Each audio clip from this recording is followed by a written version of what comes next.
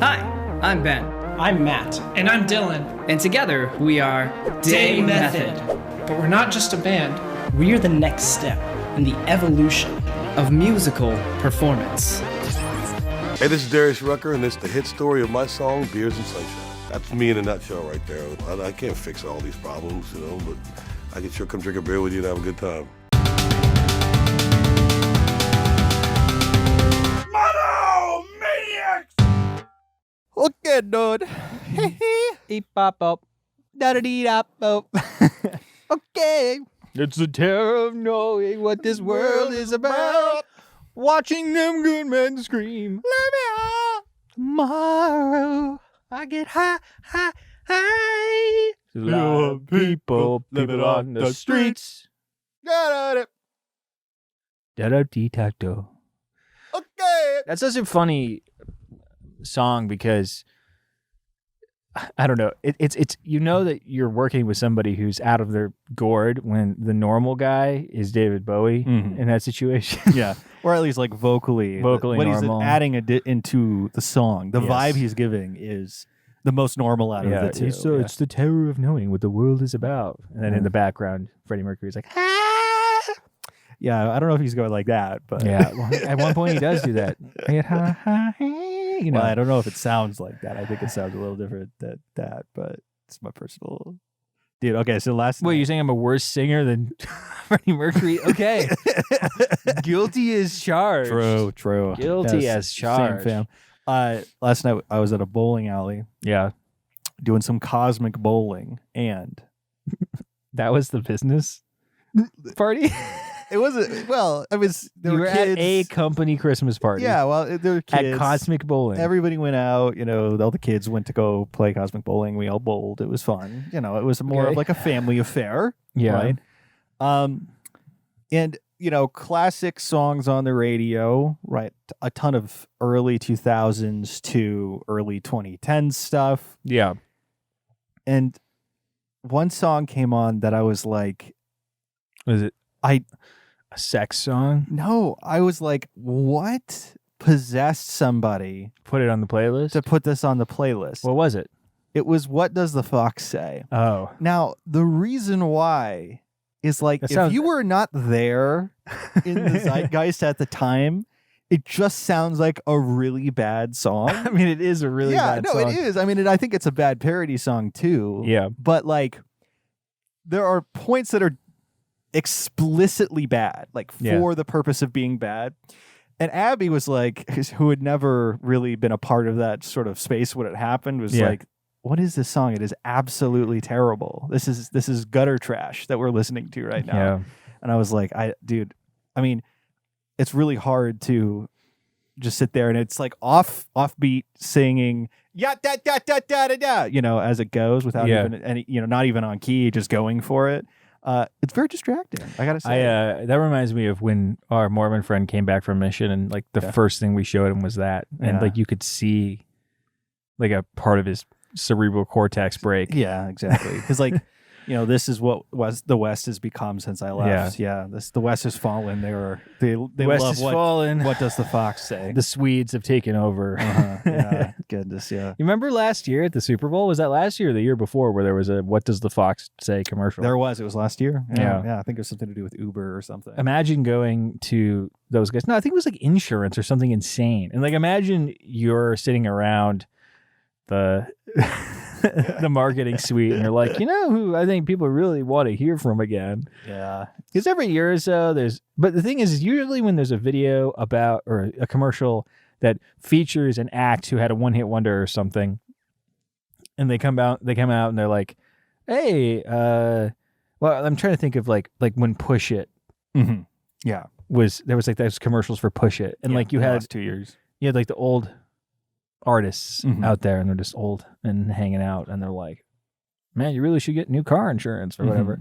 Usually it's somebody who's from the 80s or the 90s, and they're just old now, and they're just selling their stuff because they've lost, but they don't care anymore. But the kids that like What Does the Fox Say aren't old enough to be paying for they don't have the financials. Well, I mean, I guess it's necessary. our age. I mean, we were in high school when that song was big, so I guess all of us are now kind of going into that space if we're not in a perpetual state of arrested development. I mean, most people our age are not.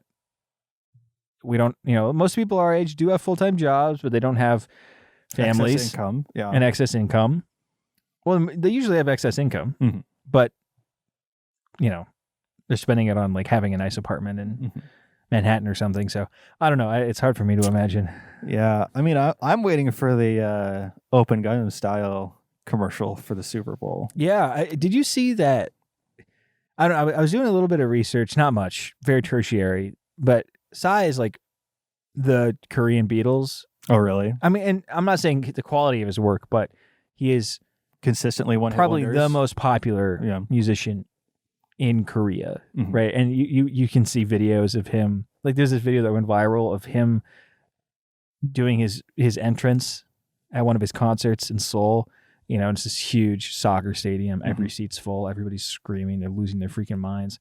And he's launched out of the bottom of the stage by a spring. Like he has a pneumatic spring that launches him. And he basically, he doesn't do a backflip, but he's, like 15, 20 feet in the air and like lands and he rolls and then he starts his first song and it was just freaking out. Yeah, beautiful. There's this post. Then again, if frickin' Creed did that, I would be excited. Oh my gosh. They're on tour right now, or they're going to be on tour this summer. And it's like the tour's called like the summer of '94 or something. It's really stupid. All those bands are getting back together and touring. Like there was Hootie Fest. Hootie and the Blowfish had their own music festival. Did Darius Rucker attend? Did he play with them? Of course. Well, I mean, he's got his own thing. He is Hootie of the Blowfish fame. Yeah, I got to look at the lineup actually because it's a really bad lineup. The other one that I heard was Limp Bizkit's been on tour recently. Too, yes, they have. Badass, which is awesome. Yeah, I mean, I remember when they did their comeback at Coachella, and it was just, or no, it was Lollapalooza, and that was out of control. Yeah, Hootie Fest, the big splash. Nice. 4 nights in Paradise. Okay, 3 of those nights, Hootie and the Blowfish is the headliner. Hell yeah, dude. One of those nights, it's the Bare Naked Ladies. Which is the funny thing is, first night. I would much rather watch 4 nights of.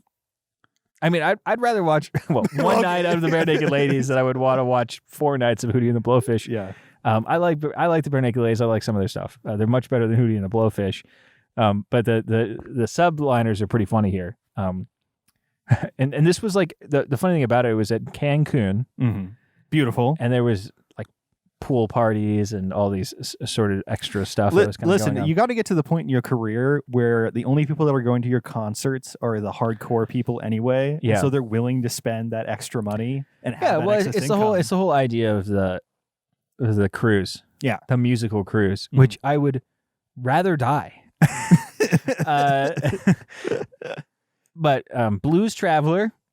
Okay, sweet. Yeah, famous for the song "The Hook Brings You Back." Toad the Wet Sprocket. I've literally famous for being called Toad the Wet Sprocket. I literally have never even heard of that. Better Than Ezra. Spin Doctors, the guys who did Two Princes. Okay. Toadies, which I feel like is a weird addition to that lineup. Sister Hazel and Drivin' and Cryin'. I have no idea who Drivin' and Cryin' is. Drivin' and Cryin' sounds like a boy band. Drivin' and Cryin' is a southern rock band from Atlanta, Georgia. Oh, there's 2 guys here. It's Drivin' and Cryin'. The 2 members of Drivin' and Cryin'. Let me see. Let's see in history, because usually in history they'll be like, no, okay, we're gonna go to Spotify. Usually in history they'll be like, after the release of, the big hit or something. What's their top song on Spotify? Oh, okay. They have a pretty good numbers. A song called Fly Me Courageous. A song called Straight to Hell. And a song called Honeysuckle Blue. And their album, the one that's big, Fly Me Courageous. I think I've heard of Honeysuckle Blue. That may 1990. That may not be true. That being said, from where I'm sitting right now, you're just sort of like scrolling on your phone, and you could be making up all of this, and I would 100% believe you at this point. I kind of think going to see Spin Doctors, I think would be fun. Apparently, they're a good show. I don't know. Blues Traveler has a harmonica. Hell yeah, dude. So they got horns at Hootie Fest. Well, I mean, you're gonna go there. You're gonna be in the sun. In Cancun, drinking in a pool. Like, how bad could it really be? And all the members are like alcoholics. So the funny thing, Hootie and the Blowfish has got a really funny story to it. Maybe that can be the episode title. Is we dive deep on Hootie and the Blowfish. But Hootie and the Blowfish has kind of a funny story because they were a bar band, and they were started by frat guys.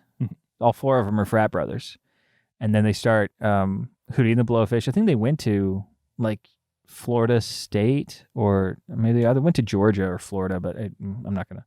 Yeah. Not going to look it up. I think it's better that I just sort of mythologize. This is an oral history of Hootie being accurate about this, I don't think is necessarily important. But a bunch of there were frat brothers, and then they started a band, and they became like a touring bar band for years, and they would like support a lot of people and whatnot. And then they launched their first album, and they have like multiple huge hits, and they become the biggest band of in America. And they got hit by the number one thing that every band like that gets hit with, which is the sophomore slump, because say what you want about Hootie and the Blowfish, but they're not like intrinsically talented.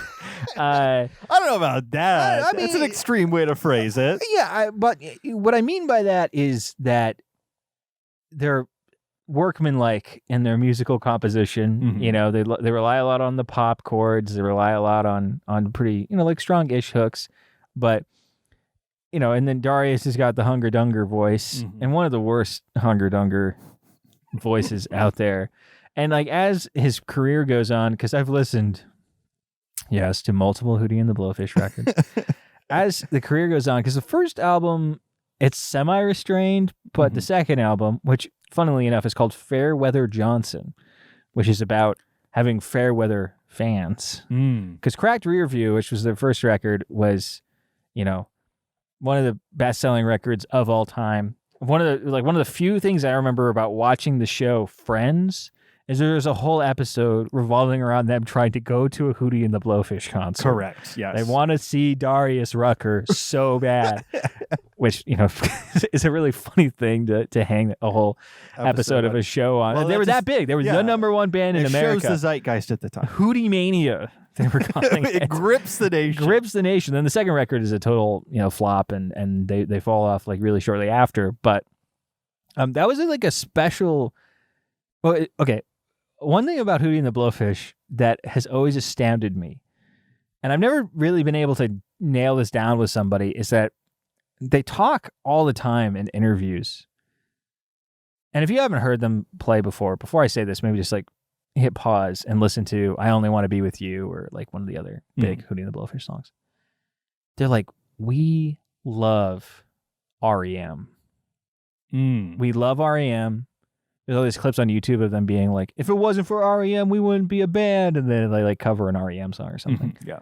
And I'm like, have you ever actually listened to an REM song? Well, I mean, you can be inspired by their music and not even take anything from it. They're obsessed with REM. And then whenever they're talking about their influences, they're always like, it's all REM. It's like REM from the top down. I'm like, this isn't even like as complicated or as original as like REM at the start, back when they were a lot more normal. I don't know. It's pretty funny. But they fell off really bad. And Darius Rucker, of course, became re-famous by starting a country career.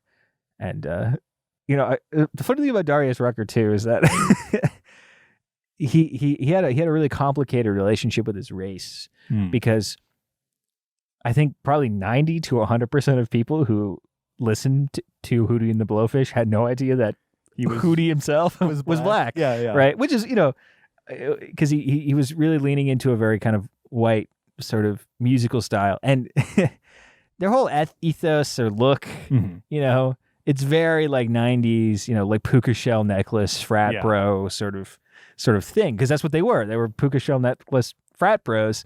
And he kind of had an emotional, like he had a really tough time with that. And there's this song on his second record called Tucker's Town, which is about this island in the Caribbean where they would go and record. They recorded their second record there, and he's like trying to like wrestle with race, but you can tell it's like, dude, just he's supposed to sing about beer and women. Just fundamentally at the bottom of it all. And I'm sure that those guys still party based off, that maybe I'm sure they all went through an alcoholic phase, and potentially some of them are sober, but I imagine at Hootie Fest, you could probably get drunk with the members of Hootie and the Blowfish. I mean, that's one of those things. Curious how, because Hootie Fest happened. What are the reviews? What are the people saying? I know, that's what I was going to say. Hootie Fest review. What I feel is like that kind of thing. The siren song of it is, oh, you'll have the potential of seeing X person on the cruise or at the resort. Like the Impractical Jokers cruise or something like that. You're like, oh, I'll get to be able to party down with some of the jokers. I think probably 9 times out of 10, they're going to be spending the day in their room away from everybody so they don't have to deal with you. Yeah. So you're never going to have the experience of partying down with them. Then again, I haven't been on these things. This is just my assumption. Yeah, well, I don't know. I imagine that it depends on the people. I imagine part of what you're trying to pay for is access. I'm sure that if you pay enough. Oh, I mean, yeah. Yeah. There's probably some VIP stuff. Okay, I'm seeing some stuff here that said that Hootie Fest got canceled. No. No. Okay, wait. Here's a Hootie Fest got rescheduled. It got rescheduled to April, dude, of 2023. So it happened. The nation weeps. The nation wept, and then they refused to offer refunds. Apparently, whoa, Hootie, come on, you guys can't be that strapped for cash. Come on. I can't find a review for Hootie Fest 2023. Sadly, I just want to see somebody be like.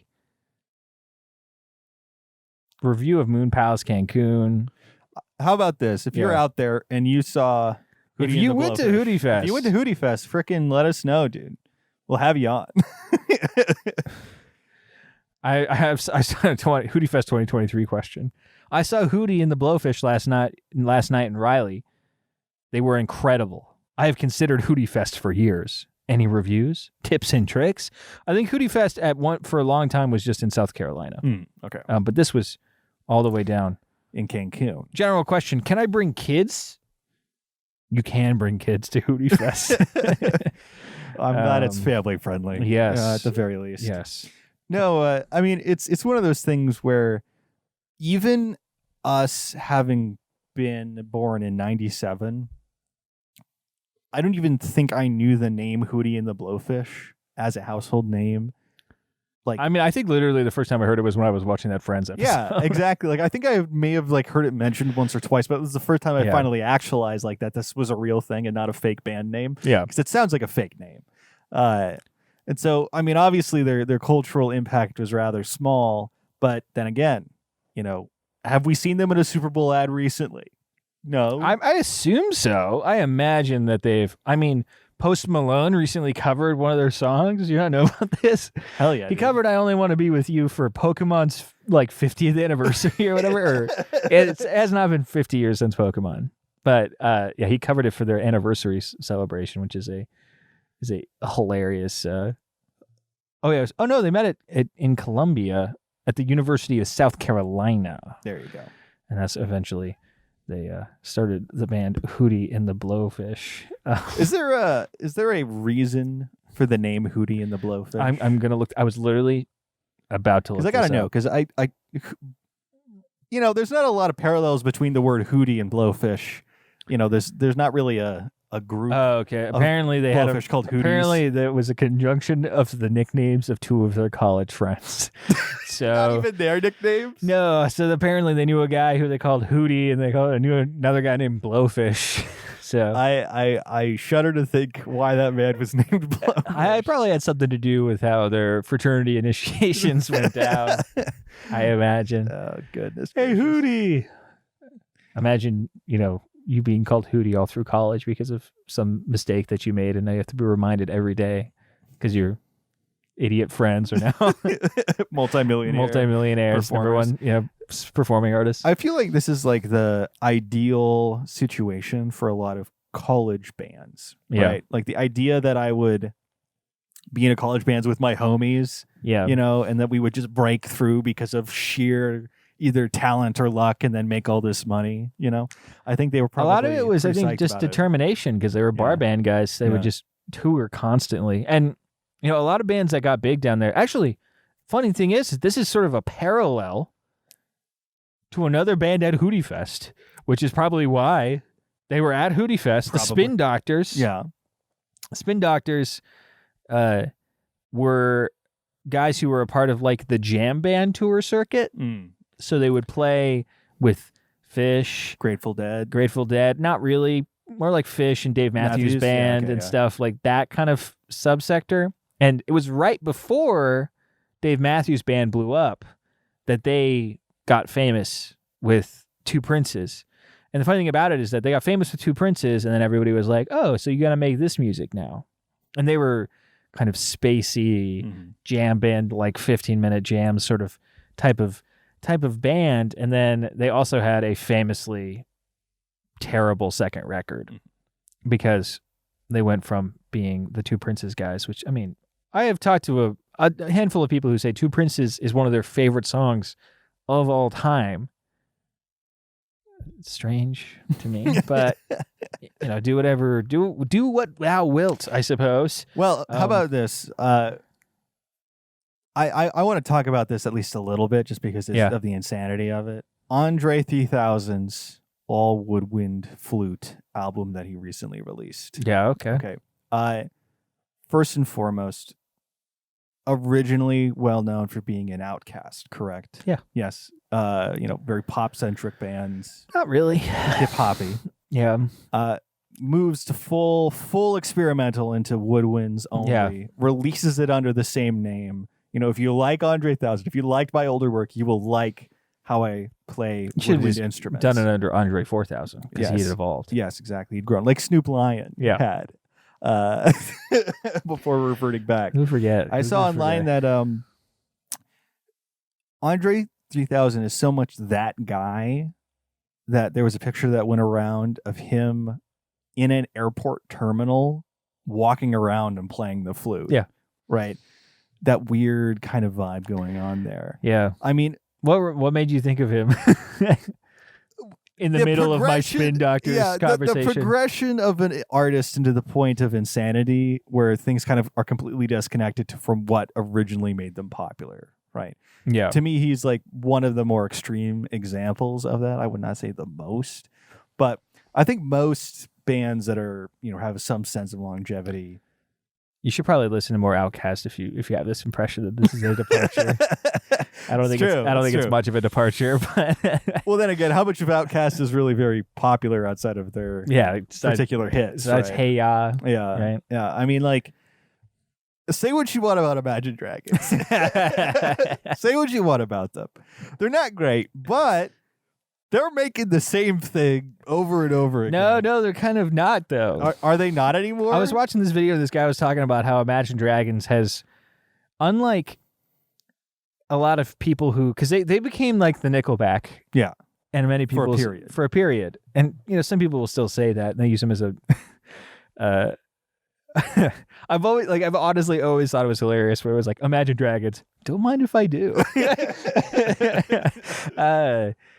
But so like a classic the hated band Nickelback always just sort of was like, whatever. Yeah. We're going to make the music we want to make. People loved it. Every album went platinum. We're going to look at this photograph. Yeah.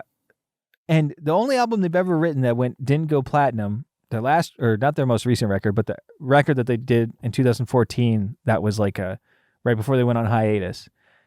That record was when they were like, we're going to try things new. We're going to change the formula. We're going to try and appease new groups of people. Totally fell off. They alienated their audience. And then it was years before they started making music again. Yeah. And then, I don't know if you've heard the song San Quentin, but it's a return to form. Truly. It's truly a return to form for our friends Nickelback. But Imagine Dragons have gotten mad. They're angry. They're pissed off that people hate them. And so their music is interesting because it's obvious that they're pissed off. Yeah. Like, the most recent records are them just like kind of, because there was always this sort of scream that they would have to them. They would have this exterior anger that they would have, but like now it's just they're so pissed at everyone, and every one of their songs is them kind of contemplating the fact that they're the butt of every joke and that they're the new Nickelback, and you can tell they hate it, which is a lot more interesting than Nickelback being like, whatever, dude. I mean, there's almost something admirable. Chad Kroger. Something almost Chad Ogre. Admirable. Married to Avril Lavigne for a time. Who's back, by the way. I haven't heard this. Yes, Avril Lavigne. She's been back for like a year and a half now, but good for her. It's funny that I don't know. It's wild. There's something admirable about the way that they handled it, right? I think that it's not as entertaining, right? I think it's like you want a reaction out of somebody when you express hatred towards them. You know, the last thing you would want is somebody to be like, don't care, turns back away, walks away, sticks and stones. Yes, turns back on you and looks downwards while walking away. That kind of a thing. You want somebody to be, viscerally mad at you. So I think that's why it's more interesting. You feel like you've owned them as opposed to we won. We've done it. We've done it. We got them. We got Imagine Dragons. We got them. I don't know if they're still successful. I don't know how well their stuff does anymore. I doubt very well. Yeah, but I knew it was over for them when I saw them at Deck the Halls, which is this big. Or Deck Hallpalooza or whatever it was called. Yeah, I think it was Deck the Hall Ball. Deck the Hall Ball, which was this, I don't know if they still do it, but this like one-day music festival at in Seattle. That was at like the stadium where the Supersonics used to play. But that was you could really a very specific time in alternative radio history. I remember there was like whatever the guy who wrote that song about the dentist in the dark with the ukulele, he was there. You mean Dancing in the Dark? Or Dentist. I'm scared of dentists in the dark. Riptide is the name of the song. I forget what the name of the freak who wrote that song. The absolute scumbag degenerate who wrote that song. But he was there and he was playing when we showed up. It was me and my dad, but I think like Young the Giant was there. Yeah. Weezer played because that was right after they started their Arctic Monkeys, maybe? No. Could have been an I would have Arctic Monkeys remembered year. if Arctic Monkeys was there, I think. Oh. TV on the Radio which is a critical darling who had just had like a radio hit for the first time ever. What about was Cage the Elephant there that year? Yes, Cage the Elephant was there as well. Mm-hmm. And then what a specific period. What a specific period. And this was pre Tell Me I'm Pretty. Yeah. So this was like Melophobia era Cage, which I think is a lot better than the stuff that kind of came after. But then so the last three bands were, I think it was Young the Giant played. No, it was Young the Giant, and then it was Cage the Elephant, and then it was Weezer. And then after Weezer was Imagine Dragons. And everyone, like I think a third of the audience, including my dad and I, did not sit through the whole set for Imagine Dragons. Like at that point, it had been like 3 or 4 years since they had like released their first record. I think at that point their second record had come out. Yeah, I think so. But it was 3 or 4 years since they released their first record, and they still did the like thing that they did on TV every time they did a TV performance, where they'd bring out these huge drums and they would like do the drums, and everybody was just like so sick of it. You just like look in the audience, everybody was, I couldn't care less about Radioactive or the rest of it. Yeah, I remember Cage the Elephant had a great show. Mm-hmm. And then I couldn't appreciate it. If I saw TV on the radio now, that would be awesome. I was not where I could appreciate TV on the radio. Mm-hmm. You were too young. I was too young. I had not heard Howling yet. You had not been broken as an individual to the point of feeling emotionally ready for it. No. You hadn't felt things yet. Yeah. You hadn't listened to Brand New. I hadn't listened. Well, no. So TV on the radio is interesting because they're one of like their contemporaries, or they were sort of in the milieu when the Strokes and LCD Sound System and those guys got big in New York, and like Kings of Leon. Yeah. But they were like black, and they were like one of the only bands that got big-ish and like black bands in rock music, when rock was a very white genre at that time. And I mean rock always Still has is, been. Yeah. And so they're an interesting band, but they had like one huge radio hit. You probably heard it. I think it's called Idiot or something. But yeah, I saw them and they were playing all their like old stuff that was more experimental and really cool on stage, and all of us were like, I don't care. And now I'm here to see Imagine Dragons. I'm here to see Imagine Dragons. Can I see Imagine Dragons, please? Yeah. No, I'm actually really sad that I didn't end up getting to go to that show, but I did see Imagine Dragons twice in other avenues. Yes. So, who really lost here? Who really lost? We saw Halsey perform. Yes. At an Imagine Dragons show. Yeah. That was so freaking bad. Another band I could not appreciate at the time was Metric, who played like an hour and a half, and they were great, and we did not appreciate it, which sucks because Metric rocks. They're the ones that did the Help I'm Alive one. Yeah. Hammer, and then they also did Black Sheep, as made famous in Scott Pilgrim vs. the World, the film. But they're a great band. Metric's awesome. We did not appreciate Metric. No, we did not. Yeah, it was unfortunate. Yeah. Though they had some fun props. They had these big light that was glasses. so dumb. Yeah. That was so unbelievably they dumb. didn't have a great touring company working with them. Not a great production going on there. Yeah. C'est la vie. They tried their best. They were too old for that. Yeah. They were too old. It was stuff that like they would have been like, oh, they were like in their late 30s, and they're like, yeah, let's do this. This would be cool. Yeah, dude. Yeah. That reminds me of this video I saw once, which, that thing you sent me, the bad music subreddit. There's this guy on Twitter, which I highly recommend, by the way. Yeah, there's this guy on Twitter who does something similar.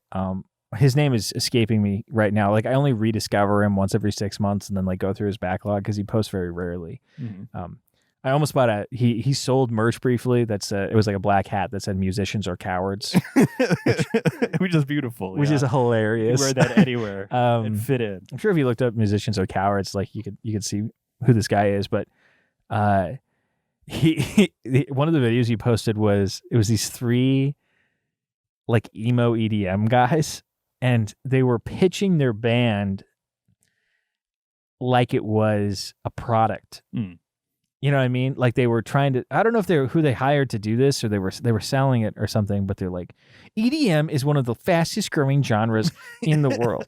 And it's like 3 scene kids, just skinny as a rail, ugly as hell, right? And they're just like, and I'm sure that, cut their hair, put them in some properly fitted clothes. Nice young men. What? This is a boomer ass take. You're nice young men, right?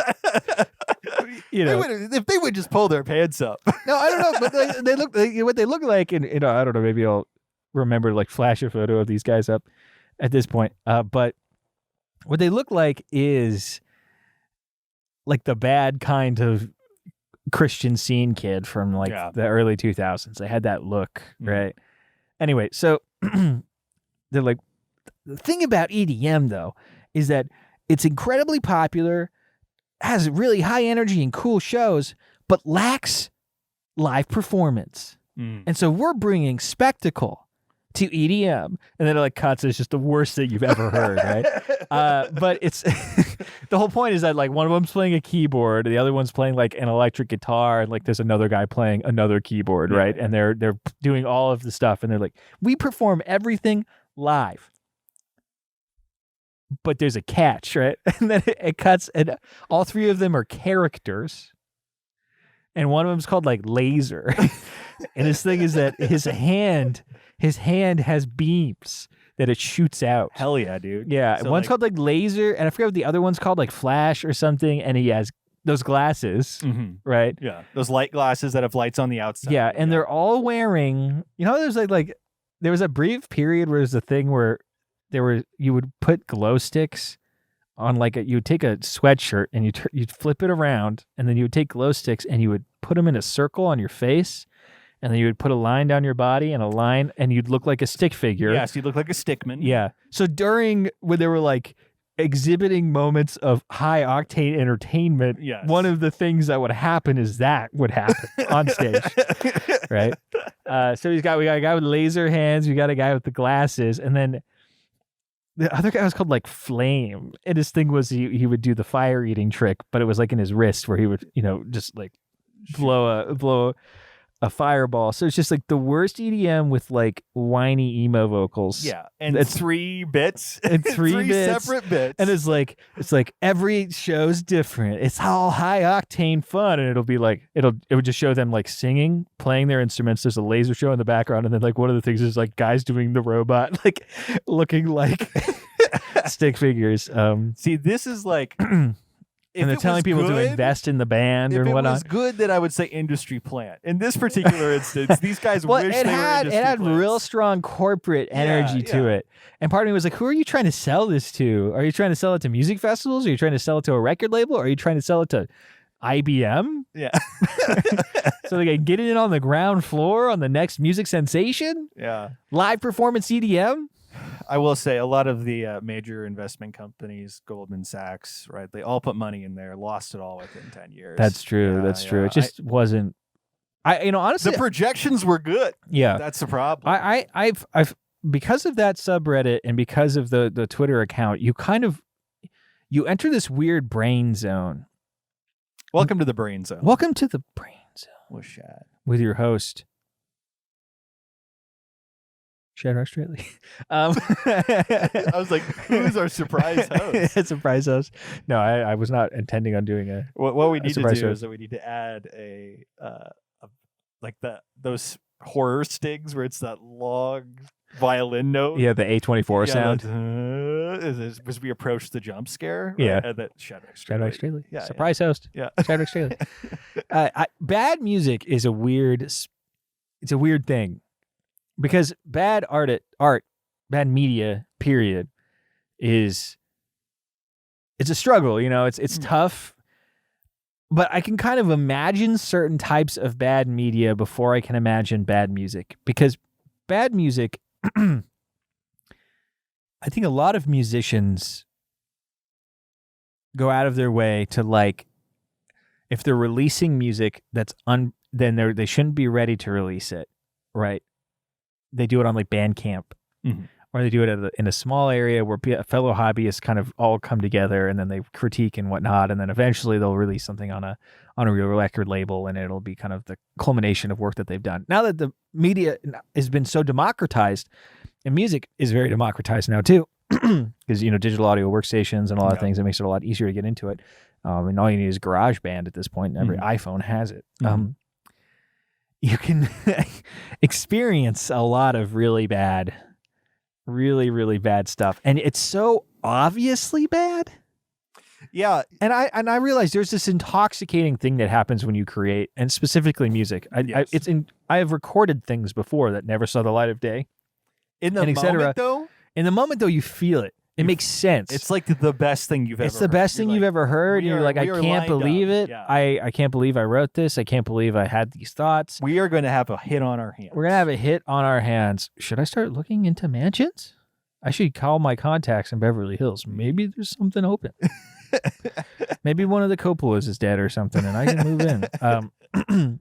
And so you enter this weird zone. You're like, another thought that I remember. It's like, you just start being like, I just got to make sure that my agent doesn't screw me over. When this goes big, I got to make sure I got to sign the right kind of contract. I got to make sure I get some lawyers involved here, because otherwise we could have some serious problems. But you, there becomes a wake up moment, and you realize it's bad, and usually that happens a little bit later and whatnot. But there are people who go hard on bad music. And I think the craziest thing is that there's so many music videos. Yeah. The amount of steps. Okay. Well, so to speak on that a little bit though, when you finish a song that you think is Catatonic Youth, that's the account. I just remembered. If you finish a song and you're like, oh, hell yeah, dude. We just made a banger. Yeah. One of the first things that's in your head is, wouldn't it be fun if we did a music video for this? And you start thinking about what that might be. If you don't have a stopgap of time, if you have a bunch of free time and excess income, right? I can imagine being like, all right, we got everybody scheduled for next week. We're doing it, And so I think it's not as big of a barrier as it might. I saw this. Well, so the thing is too, is that music videos are one of those deceptively simple things where it's like video period is you're like, it's so easy to do, but then to make it actually look good, it's legitimately difficult. Yeah. I saw this video of, it is a Catatonic Youth post, but like a bar band or something doing a cover of Mercedes-Benz. And it's like a rock cover of Mercedes-Benz. And literally the way that they did it is they would just hit the chord Judge, Judge. Oh, would you buy me a Mercedes Benz? You know, Judge. They had like, no joke, like 15 guitarists. And they all were playing the same thing. Gaga.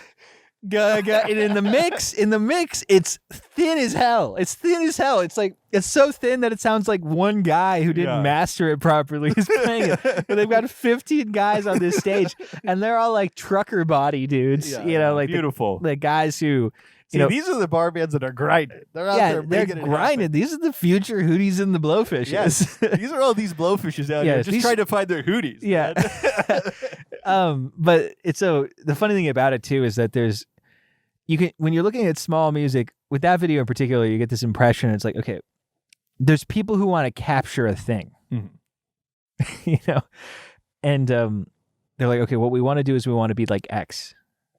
A lot of music, especially if it's derivative, is like that. They're like, we want to recreate this feeling or this thing. And some of it comes from nostalgia. And so for them, that particular band, it's like, man, I remember when rock was rock. Mm-hmm. And for them, when rock was rock, it was like Pantera, I guess, sort of, And so it's like, well, when was rock rock? It was like, well, we got to have a bunch of hot chicks on stage and all, be like bearded and Oakley wearing, just look like dudes who rant on Facebook.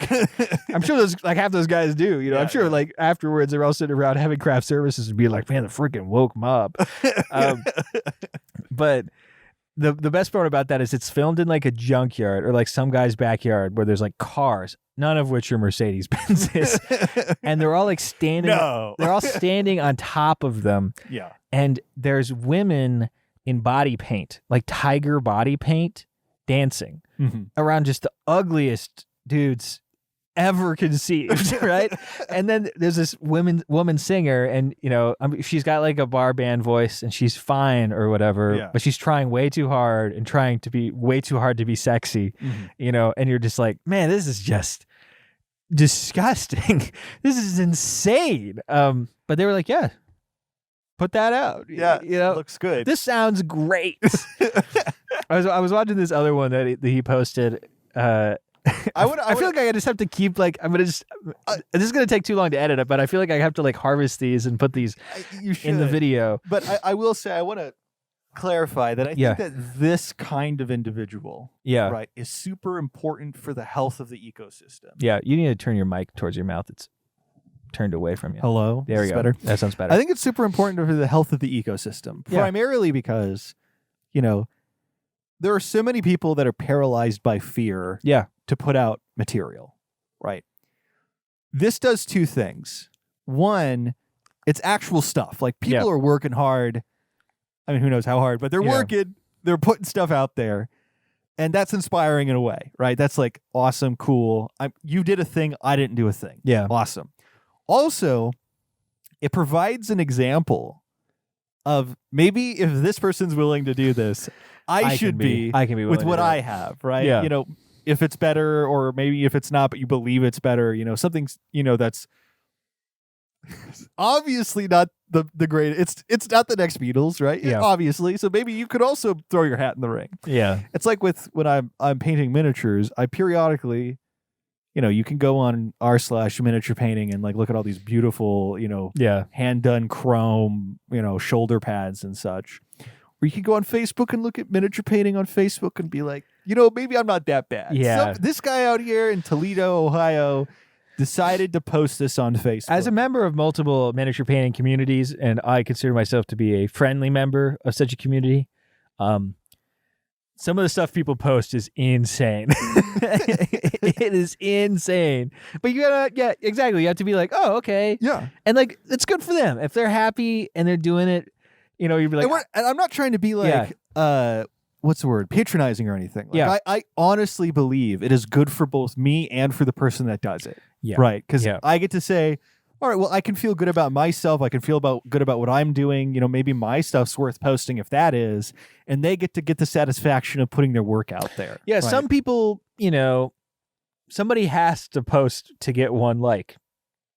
That's an important character. It's an important character in the Facebook group. There has to be somebody who'd be like, man, another hard day of work on these models. And it's the worst thing you've ever seen. But, they're doing it. And somebody's like, 4 likes. And then somebody comments like, keep up the good work. And it's like, maybe one day that guy will be the next great. No, they won't. But they're looking at it. The man that is the best or the ideal in that whole situation, the true paragon is the man that says, good job, keep up the good work. Yeah. Keep grinding, man. Keep grinding. Yep. Keep doing it. Because if I got that comment, I'd be like, yeah. Yeah. Keep it going. Keep it rolling. Yeah.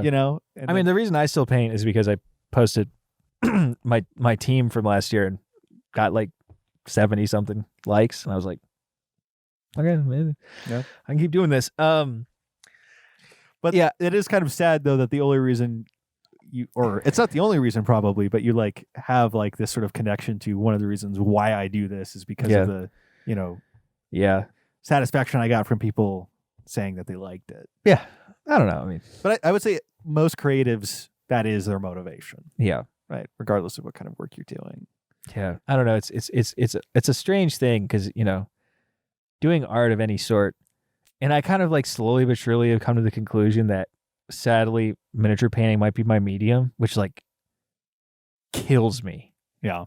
I want to die.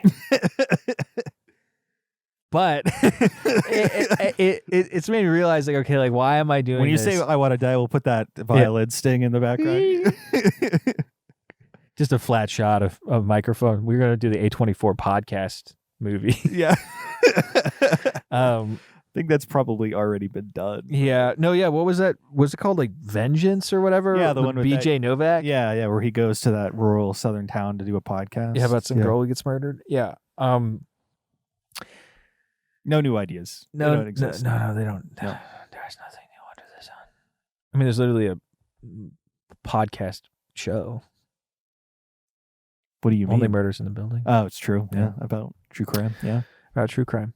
Which, speaking of which, in the second season, somebody mentions being a podcast one-hit wonder, and they say, "I don't want to be the next Nickelback." Tina Fey, you should know. Nickelback was not a one-hit wonder. They have like 4 platinum records. Back to Nickelback on that one. But regardless, you have to start to wonder why you're doing something. You have to start to wonder like why, because you can't be doing what you're doing for everybody. Yeah. You can't be doing what you're doing hoping for. I mean, I guess this is sort of a reflection of that. Part of the reason why we do this is because it's for the people who listen. Mm-hmm. It's because we enjoy it. It's because we think we do a good job. And, are we ever going to get famous or get more than 150 views on this? Hopefully that's the plan. Probably not. And that's in my mind, that's fine. Mm-hmm. That's fine. Would I prefer it to be otherwise? Of course. Who wouldn't? Of course. Who wouldn't? Who would not? Yes. Who does not wish to get back scratches and little kisses? From the audience. When you open your phone, and when you open your phone, you get a notification that says Big Willie 35 liked your video. And you're like, thank you so much, Big Willie 35. To think, I wonder what Big Willie 31 through 1 through 34 is up to. Wonder what they're up to. But yeah, so when you're doing something like painting miniatures, that can only be for you. Yeah. That's not something, that's a very tough thing to break into as somebody who has any sort of clout. And if you have clout, it's in a very specific demographic of people and it's not a big deal. Yeah. But I do it because I find it therapeutic. And sometimes it turns out the way I want it to. Most of the time not, but sometimes it does. And so I think that, going back to music, there is that. Yeah. But music can be a personal art form and you're personally expressing. Yes. But it's not as conducive to that, or at least the way it's classically consumed. Yes. It's not. It is a collaborative audience and performer art form. Often. Yes. Often. Right. And yes, of course, art requires an observer in some ways, debatably. Mm-hmm. Right. I mean, a lot of like outsider artists and people who made things just for themselves who, long after their deaths were given an audience, and whatnot, but you are sort of creating for others, and music I think is especially like that. I think when people make it and they put it out, I feel like it's not especially the music that you see. Yeah. Right. And this is probably not a very good reading. I'm just going to sort of say it, take it or leave it. You're on a podcast. No one's going to hold you accountable. Not 100% true, but I almost wonder whether or not the act of putting it out into the ether, right, of posting it online, is a statement of, I don't wish this to be just a me thing. Yeah. Right. If it was just a personal, for them thing, you probably would not have seen the video online. You probably would not have heard it on Bandcamp or wherever it might be. Yeah. Right. Yeah. They wanted to express it to other individuals. It's like, I'm not out here posting my miniatures that I'm painting online. I'm showing them to my close friends and putting them up on my shelf and playing, games with them. I'm not out here, on the Facebook groups being like, check this out. Yeah. Right. So to me, it's like, a self-satisfaction as opposed to a gratification from others kind of a thing. But I don't know. Maybe that's being not very generous with those that believe that that's what they're doing. Yeah. But, Yeah, no, I honestly don't know, because there is the story of artists and musicians who made things for themselves. They recorded it, but they kept it for themselves, and then other people kind of released it either, with their tacit approval or against their will, and it became famous, or well respected after that. But yeah, it's weird. It's one thing I've been thinking about a lot lately is the concept of punching down.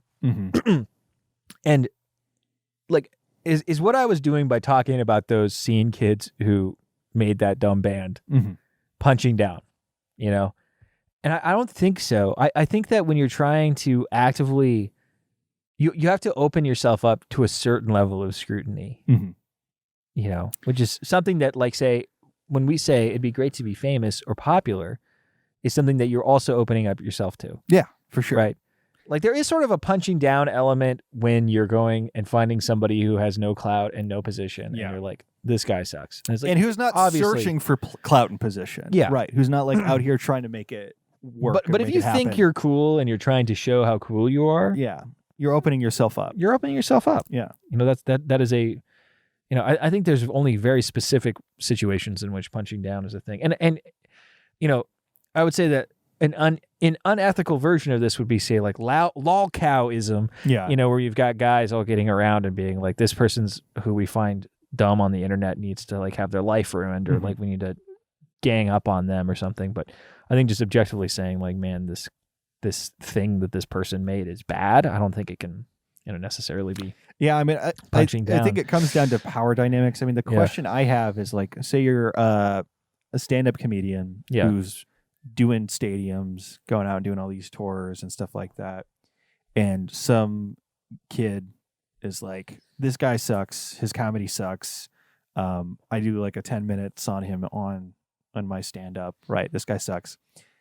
If you were to come back and be like, whatever, you suck, you have a weak bloodline, you will not survive the winter. You hit him with that, people would say you're punching down. Yeah. Right. I mean, part of me wonders, is the only solution then just to not do anything? And if that's the case, do you just have to say... if somebody's nipping at your heels, then you have to pretend like they're not there. Yeah.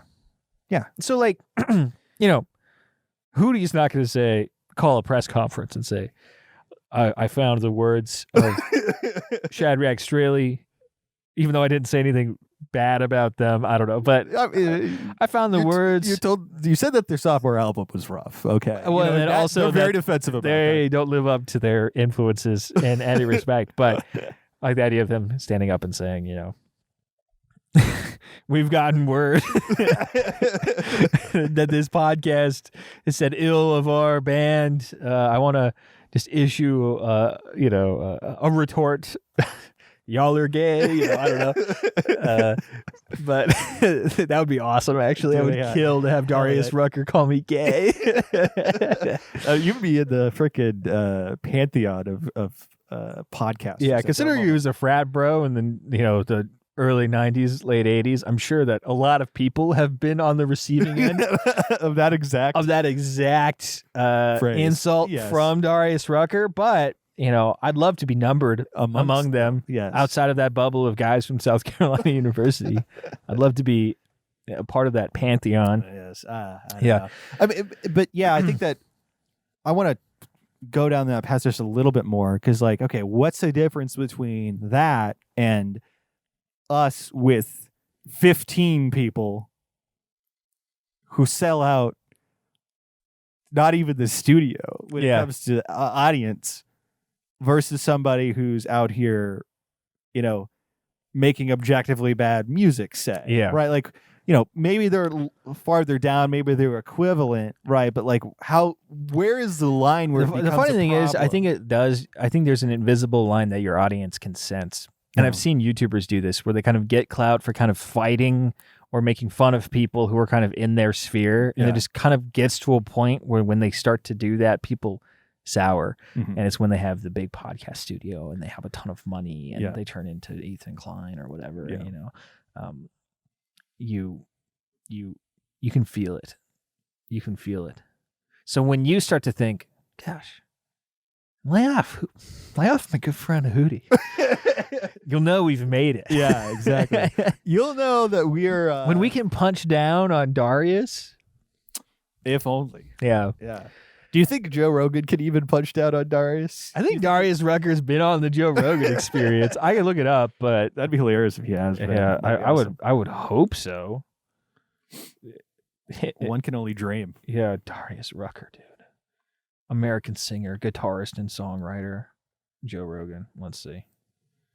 This is a good time, as Annie, to say thank you to our patrons out there for supporting our show. Because of you, we're able to do this every single week, and we love it. We enjoy our time. We enjoy hanging out. We enjoy talking. We enjoy doing bits and all that jazz. We could not do it without you. We've had some great experiences. I want to thank our top patrons, that being Zach and Amber Strehle, Sammy Roberts, Joe Papalardo, and Luke Robson. We could not do this without you, period. That we would not be here. And if you guys are interested in supporting us, go to Patreon/Monomaniacs Pod. Please like and subscribe, comment, ring that bell, whatever it might be. And, you know, any amount of support helps, and any amount of interaction helps. So thank you very much. Shad's got the laughter going on over there. I forgot that Darius Rucker's a Barstool guy. I didn't know that. Is he on the pods often? All the time. He's like a big Bussin' with the Boys fan. Yeah. Hell yeah, dude. Darius Rucker is he's a bro still. It doesn't look like he's ever been on Joe Rogan. Petition. Get Darius Rucker. Get Hootie on the Joe Rogan Experience. Hootie on the JRE. Yeah. I think he actually, I think has really strong policies about being on shows with people who have said the N-word before. So, oh, really? Yes. Is that, well, did you just find that out? Well, I just saw this thing about it. He was like one of the people who really came out hard against Morgan Wallen, which I'm curious if he's reversed because like the entire music industry has reversed their position on that. But yeah, so I imagine he would have hangups about being on the Joe Rogan Experience. But I didn't know that Joe Rogan had an N-word tape. He's got like an N-word video. Have you not seen this? No, I haven't. It's like 3 minutes unedited or edited. It's 3 minutes of just the N-word, basically. Incredible on the show. It's pretty wild to think that man could still succeed. Back when they were doing the, you know, back when it was like the big cancel Rogan era, when it was over the vaccine stuff, whenever it was like get this guy off Spotify. Yeah. And Neil Young pulled out of Spotify and stuff. He was like, Rogan, take the damn shot.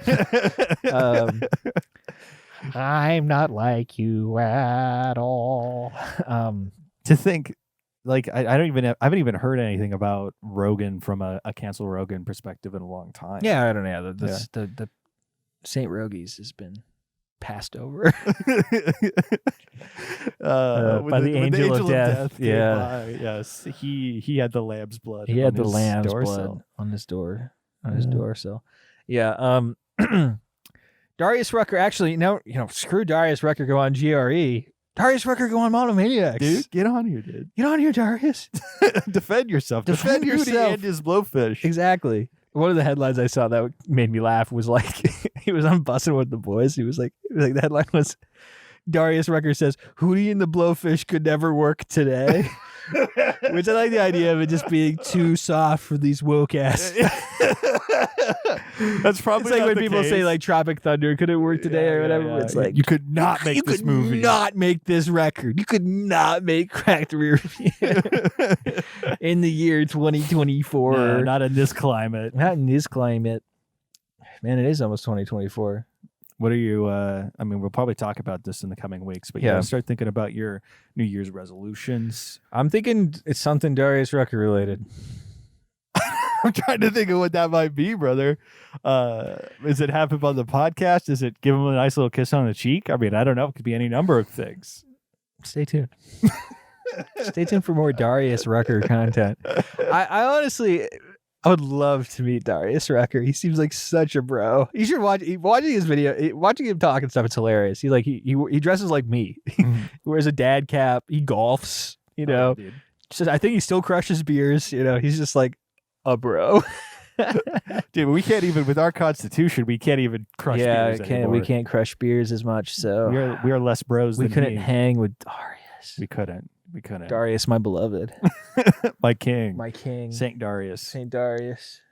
Saint Rucker. Saint Rucker. I think we're at an hour. I think we are. Okay, so thanks for tuning in, everybody. For more Darius Rucker content, like and subscribe. Listen to our everything. And check us out on Patreon. Yes. We're going to have some interesting new stuff coming in the new year, so feel free to ask us questions on the Discord. The Discord now is mostly just people periodically posting skibbity toilet memes. Mm-hmm. So if that's something you're interested in.